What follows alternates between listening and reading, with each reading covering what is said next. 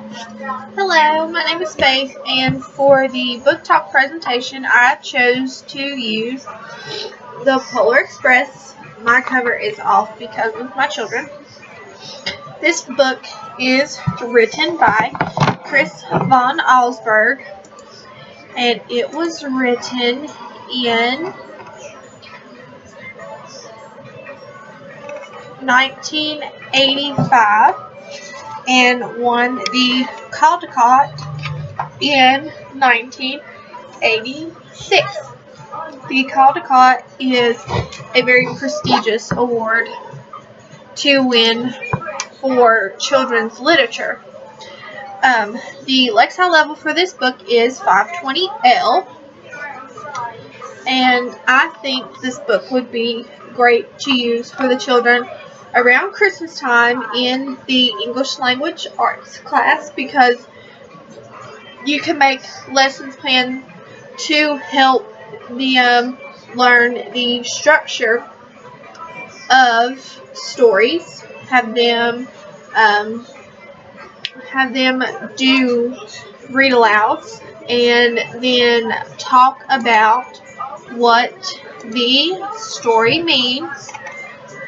For those of you who are not familiar with the Polar Express, it was made into a movie in 2004.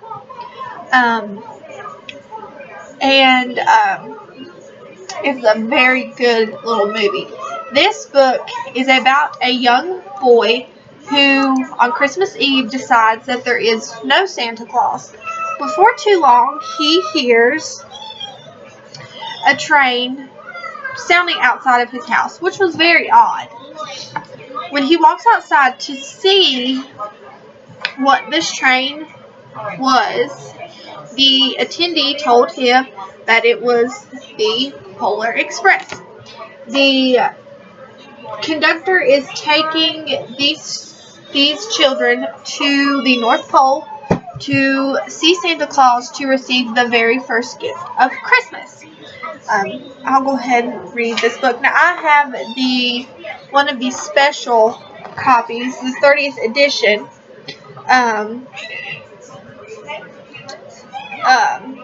Because my mom bought the Polar Express train for Christmas. So it come with a book, a signed little copy, and it come with a bell Christmas tree ornament.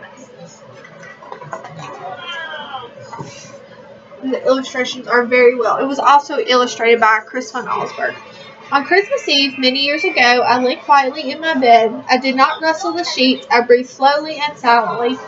I was listening for a sound of a friend that told me I'd never hear, the ringing of Santa's sleigh. There is no Santa, my friend had insisted, but I knew he was wrong. Later that night, I did hear a sound. Though not of ringing bells, from outside came the sound of hissing steam and squeaking metal. I looked through my window and I saw a train standing perfectly still in front of my house. There's the train. It was wrapped in an apron of steam. Snowflakes fell lightly around it. A conductor stood at the open door of one of the cars. He took a large pocket watch from his vest and looked up at my window. I put on my slippers and robe. I tiptoed downstairs and out the door. "All aboard!" the conductor cried out. I ran up to him. "Well," he said, "are you coming?" "Where?" I asked. "Why, to the North Pole, of course," was his answer. "This is the Polar Express." I took his outstretched hand and he pulled me aboard. The train was filled with other children, all in their pajamas and nightgowns. We sang Christmas carols, ate candies with nougat centers as white as snow. We drank hot chocolate as thick and rich as melted chocolate bars. Outside, the lights of town and villages flickered in the distance as the Polar Express raced northward. The illustrations are beautiful. Soon there were no more lights to be seen. We traveled through cold, dark forests where lean wolves roved and white-tailed rabbits hid from our train as it thundered through a quiet wilderness. We climbed mountains so high it seemed as if we would break the moon, but the Polar Express never slowed down. Faster and faster we ran along, rolling over peaks and through valleys like a car on a roller coaster. The mountains turned into hills, the hills to snow-covered plains. We crossed a barren desert of ice, the great polar ice cap.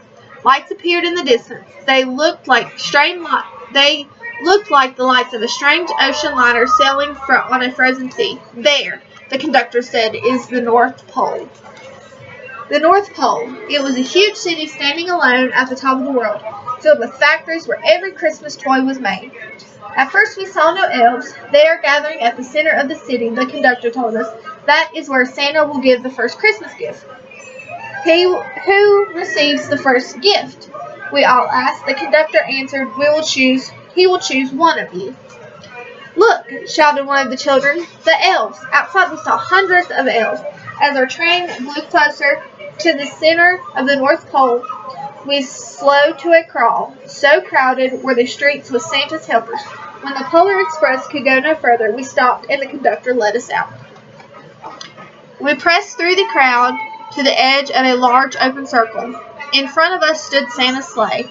The reindeer were excited. They pranced and paced, ringing the silver sleigh bells that hung from their harnesses.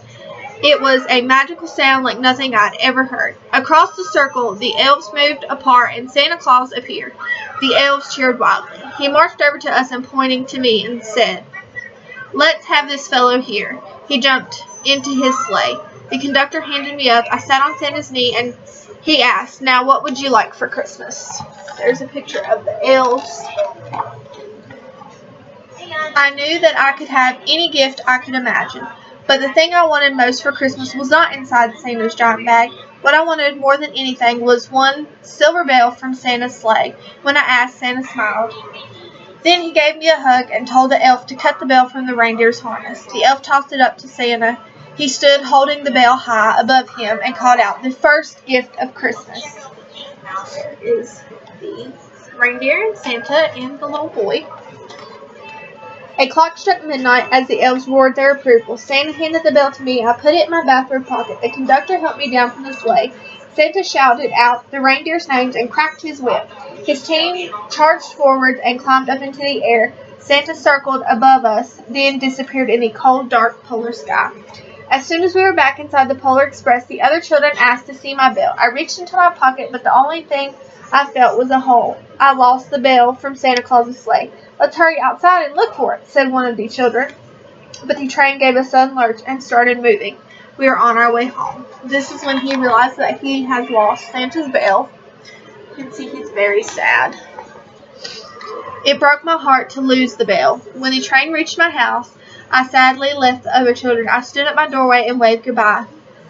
The conductor said something from the moving train, but I couldn't hear him. "What?" I yelled. He cupped his hands around his mouth. "Merry Christmas," he shouted. The Polar Express let out a loud blast from its whistle and sped away. On Christmas morning, my little sister Sarah and I opened our presents. When it looked as if everything had been unwrapped, Sarah found one last small box behind the tree. It had my name on it. Inside was the silver bell. There was a note. "Found this on the seat of my sleigh. Fix that hole in your pocket. Signed, Mr. C." I shook the bell. It made the most beautiful sound my sister and I had ever heard. But my mother said, "Oh, that's too bad." "Yes," said my father, "it's broken." When I'd shaken the bell, my parents had not heard the sound. And here is the picture of him and his sister opening their presents. At one time, most of my friends could hear the bell, but as years passed, it fell silent for all of them. Even Sarah found one Christmas that she could no longer hear its sweet sound. Though I've grown old, the bell still rings for me as it does for all who truly believe. And that is the end.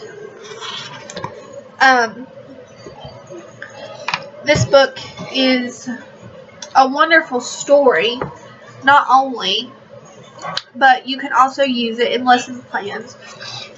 One hook that you can provide to the students to get them interested in the story is dress up as a train conductor. And when they come into the classroom, explain that you will be talking about the Polar Express and that it was a movie made in 2004, and ask them if they are familiar with the book or the movie, or maybe even both. And you can ask them what their favorite part of the book or the movie is.